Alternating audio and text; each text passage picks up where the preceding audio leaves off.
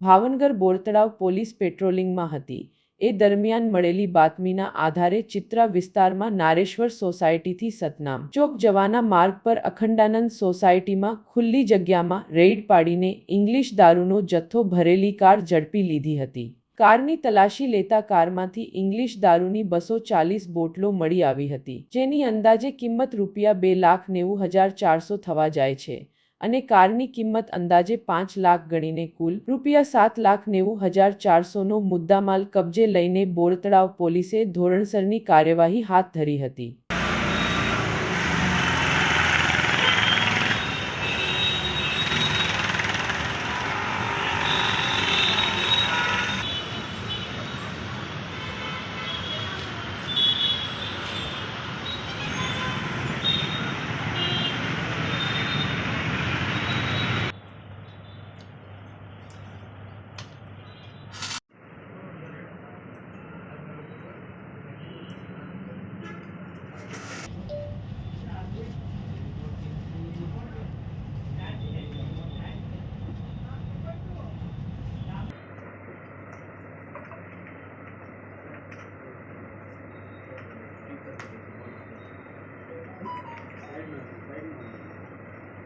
આપણે